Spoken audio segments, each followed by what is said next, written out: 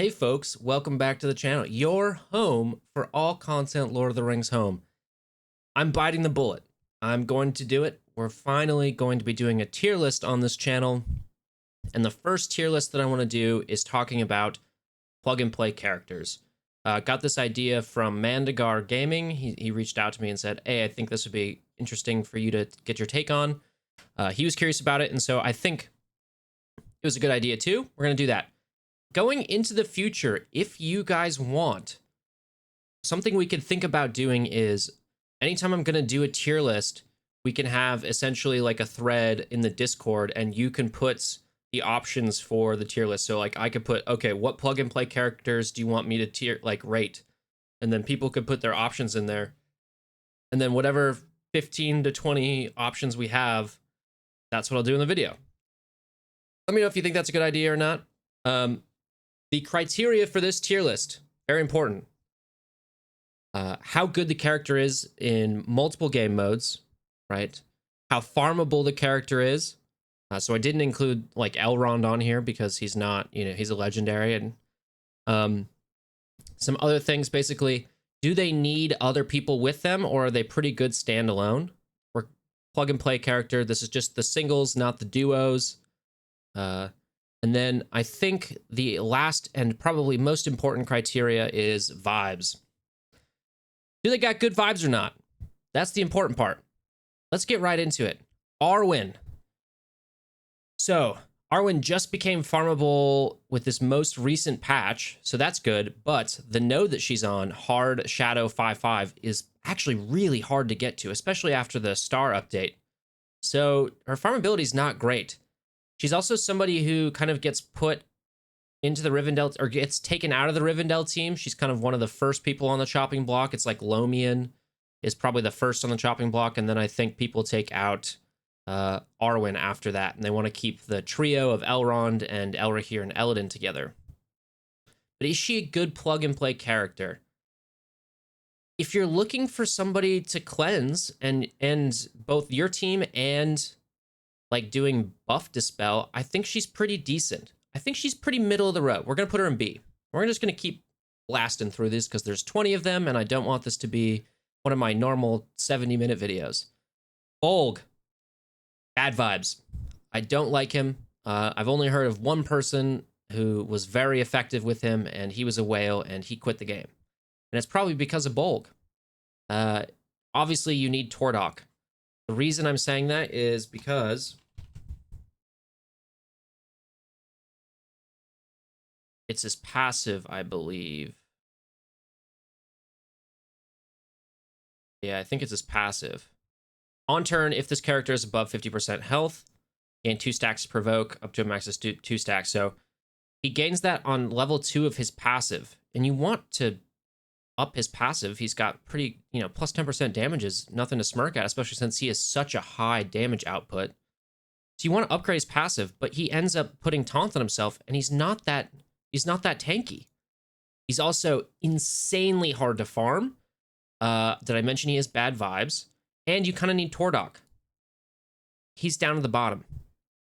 Elladin, one of the Rivendell 3, I would say, but currently not farmable, except not even in the premium store right now. He will be on a node later, this next update, which I expect will be in a week or two. So I'm going to assume for this that he is going to be farmable to some degree. He is probably one of the most integral parts of the Rivendell squad. Is he good elsewhere? I think he's probably one of the best tanks in the game. Can you just slot him into any team? Kind of. Does he get the most when he's with Elrahir, though? I think the answer to that is yes. And you need people who are, he's pretty good at keeping the buffs on himself, but if you have any way to extend those buffs or people are putting more buffs on him, that's kind of what you need. So for me, Elladin, A. Amir, Mr. Tummy Trouble himself, the IBS, the IB swinging. I really like Amir. He's very good. His assist mechanic, his ability to have a summon, it's incredible in raids. Both parts of the raids, really. It's also great in PvP and on offense, especially because He summons it, and then sometimes the AI on the enemy team will just dump a massive attack into your little Rohan guy, and you just dodged a bullet there. He does have a heal with Eowyn, but I don't think it's actually absolutely necessary. He's also just kind of a beast. He's a pretty big stat machine. For me, Amir can slot into a lot of squads. He works best with Rohan, but he's also very farmable. So I think I'm actually going to put him... I think I'm going to put him above Elladin. Can I swap these? Thank you. Ethain. I was not sold on Ethain when I originally started playing the game. I thought, okay, this guy's fine, but he's a little squishy. And then you realize later on, maxed out Ethain is insanely tanky. His turn meter manipulation is incredible. So he's able to remove turn meter plus give himself turn meter, kind of like Amir on his basic, right? He is very farmable. One of the first hard node farms you can get. I mean, he's on a hard node, but it's very early on, so I'm going to consider that pretty farmable. I think he just does take a little bit of a dip in the mid game, and he becomes less useful, right? You know, right between like 40 to before 60, I would say. He's just not as useful as when he hits 60, when he maxes out, gets that extra max health on his passive. He's pretty farmable as well. I am actually... The thing about him is that he is good in both chapters of the raids, because he applies an expose on his basic. He can do turn meter manipulation. He also has AoE. He's just very good plug and play friendly. Also, some of the top arena comps in Sharg 1 use him. So for me, S tier. Eowyn. She's got great skills. Her might, she's a little squishy. I don't know. She's pretty farmable as well, though. And I think the Rohan 3 are an incredible squad. And, you know, having all these teams that are kind of like little triplets is really cool, because it kind of hints at maybe that they are designing things now so that we could have some sort of 3v3 competitive arena later, either through some sort of GAC mode, or I'm not exactly sure, but I like to see that. She's very farmable, pretty good.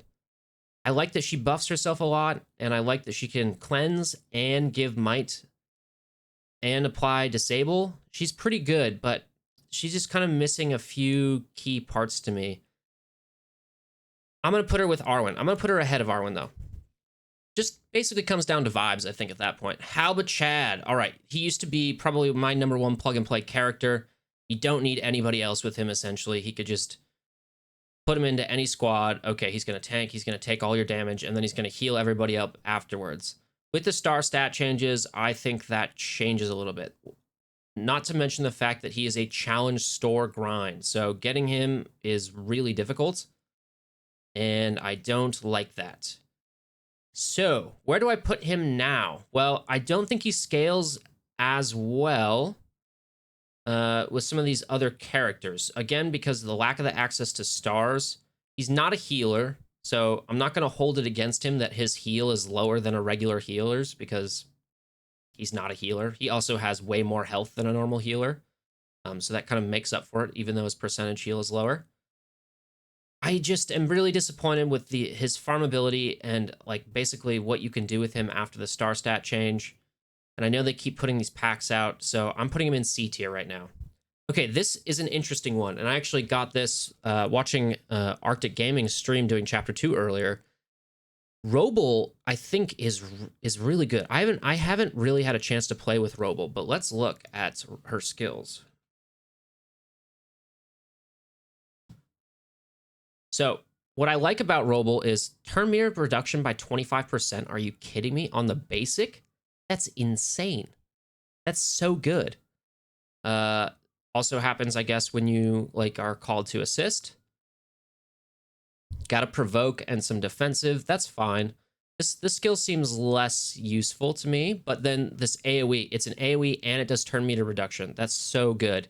And then on crit, inflict 1 stack of Black Serpent Poison, which is a great debuff, and gain 10% focus. The focus here, I'm not so concerned about for the Black Serpent Poison, but there is a resistance check for some, like, you know, turn meter removal. And so this makes the resistance check go a lot better because you get that 10% focus. So I know this says C tier. This is an overall tier ranking. I don't know when in the last time it was updated on LOTR.gg, but I am actually very keen on using Roble. There's nothing in her kit that specifically calls out other types of factions. She works, of course, she's like a linchpin in the Haradrim faction and team, but I think you could probably slot her into a lot of different compositions. And one thing I've been thinking about maybe is doing the Isengard 3. I use Becca Lou now as a cleanse, but maybe Roble is also a good, good play there. I don't know. Ajak is also very good, but I think she has a role. The issue is that I'm pretty sure she's a high node farm. 4-1 hard on Shadow Campaign. That's pretty far along. I think I'm gonna put her in A tier. All right, Becca Lou. Well, she only just came out, and there's a marquee, so you can't really farm her unless you spend money. So that's a big ding right there. But I personally have had tremendous success using her in raids with my Isengard team because she has that cleanse. So I think she can slot in a lot of places there and act as another cleanser, and that's very important. She also does pretty good damage, and she's got Black Serpent Poison. I don't think she's very good in Arena, though, without the whole Haradrim team. So for that, I think I'm probably going to put her in C tier at the moment. Yeah, that's how I feel about it. Wubite, or as Nooch likes to say, Wubity. Well, it's a made-up character, so I guess we got to figure out how to pronounce it the correct way. He is one of the most farmable characters in the game, not on a guild node. That store is very, very easy. It's also got Miri in it, but I think people should be going for Wubite first, for sure. Is he any good outside of the Haradrim team? And I think the answer is yes. Oop, I'm just looking up. They've got some stuff. Oh, he doesn't actually have anything calling out anybody else as well. It's because it's all linked in their passive, I guess. But if you can get his character to, have a level 6 on his special too, so that he gets that 2-turn slow duration, that's massive. Because the only other character that can do that right now in the game, I believe, is Elrond, and he's a legendary. So this is huge. Also, cleansing, massively important in the raids. And then he also gains Provoke on himself. I think these are his big main sort of things to do. He's very easy to farm. Getting him to 7 stars is pretty easy. Do I see him in Arena? The only person I see using him in Arena is Torm with his Elrond team. And that seems to work okay. I saw somebody else in my community say 7-star Wubite is very good at applying slows on the elf team. So he's got enough focus there to do it, especially on turn 1, which is a big advantage. So I think he's going to start to take shape and have a place in the Arena meta. Obviously, that 2-turn slow is killer for raids, both chapters. So I think and the cleanse as well. So I actually think he's going to go in A tier, and I think I want to put him in front of Roble. Morja. I think Morja we're talking about max characters for the most part, I feel like. Morja is relatively farmable, but does he really work outside of a Isengard squad? I don't think so, because I think he specifically calls Isengard members to assist, and then his other abilities don't really make up for that. So I actually think he might be worse than Bolg. That's okay. Maor. Maor's kind of interesting because he's a crit machine, but again, like Morja, I think he probably needs to be in the Isengard team. There's a reason he's part of the Isengard 3. I guess that's a defunct line of logic. We'll get to that. I think he actually does need to be with Ugluck, though. I think it's one of those cases where he's like Ugluck's sidekick. Or Ugluck doesn't really need Maor, but Maor does need Ugluck. And so for that, I actually think we're going to put him in D tier, but we're going to put him at the top of D tier because I really like Maor. He's got easy farmability. He's a crit machine. I don't like his special 1 that much because it doesn't do a lot of damage. It does no damage. And so it kind of feels like, oh, this is an ability that doesn't do any damage. It just buffs himself. And so it would be okay if it affected other people as well, if it like put buffs on everybody, but it doesn't. I think that's actually my biggest critique of Maor. Nuras. Okay, Nuras I haven't personally played with, but the ability for him to summon a troll is incredible. That happens after like turn 3 though, and Nuras is kind of squishy, so you have to make sure you have a lot of resources into him to make this work. He's relatively farmable. I've seen one comp in the top of Arena Shard 1 that uses Nuras, but I've actually seen him more than Wubity at the moment. Do I think he's good in raids? I think he has the potential to be good in raids, but when it comes to vibes, Nuras is in the bottom of the barrel. First of all, what's going on here? But second of all, he is classified as a healer, and he doesn't actually do any healing. So for that alone, my man's getting put. I think I'm putting him in C tier. I just don't think. Yeah, I'm not a fan. I think he's got potential, but he's got to work his way up. Ironhide, best. Incredible farmability, incredible character. Can be slotted in pretty much anywhere. Just easily one of the best characters in the game. And when you consider like all around availability and usefulness and ease of getting, then I think Ironhide is actually the #1 character in the game. All right, Naramyri, because we got to do the Naramyri versus Pippin discourse. Great healer. Has a little bit of survivability. She has a cleanse, but it's not actually as useful as I would like it to be. It's not a whole team cleanse. If she had a whole team cleanse, she would clear Pippin in a heartbeat, I feel like, especially for raids. But you can slot Naramyri pretty much anywhere. She works on pretty much any team because she's just a good healer in that way. So for that, I actually think she's going to go in B tier. Top of B. Gruher the Brute, the premium character. Can only pay gems for him. He is a monster. He does insane damage. He does more damage than Ironhide. He applies a team-wide expose. He gives everybody on his team might. I mean, he's very good. He's very slow, but he's very good. Issue is farmability. However, pretty much all of the arena teams, at least a lot of the top arena teams, usually throw the Brute into the mix. And so for that, I think I gotta put him in A tier. I think I'm gonna put him above Elladin, just because he's so viable for mixing up the arena comps, and I think he's just very good in raids. This is a debatable one. You can tear me up in the comments if you disagree. All right, Pippin. Should I avoid controversy by putting him right here or right here? No, we're not gonna do that. Okay, Pippin, extremely farmable. I love that he gives everybody might. He's got a great heal. He's very quick. He's got a dispel on basic. I think you can pretty much slot him into any team that just needs a healer and that extra damage for raids. He's a little bit squishy, and he doesn't have as much survivability as Naramyri does, just because Naramyri can put defensive on herself and go under stealth. So for that, I do think he's pretty good. This is a tough one, and I kind of wanted to do this on the fly and not like have a scripted response.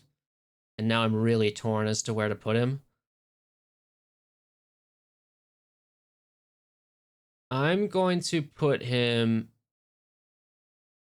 there. Okay. Sam.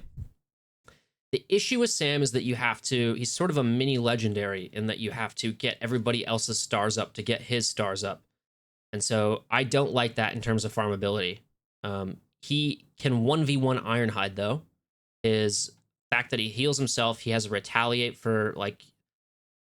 I think the retaliate, unfortunately, only works on Strider plus Hobbits.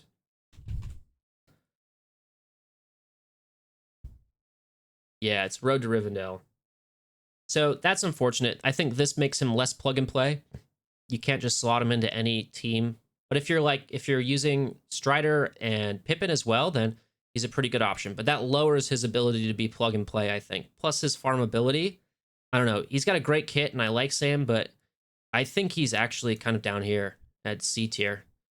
Ugluck, easy, easy S tier. Again, hugely farmable character. He is the king of arena still in my mind, especially for free-to-play characters.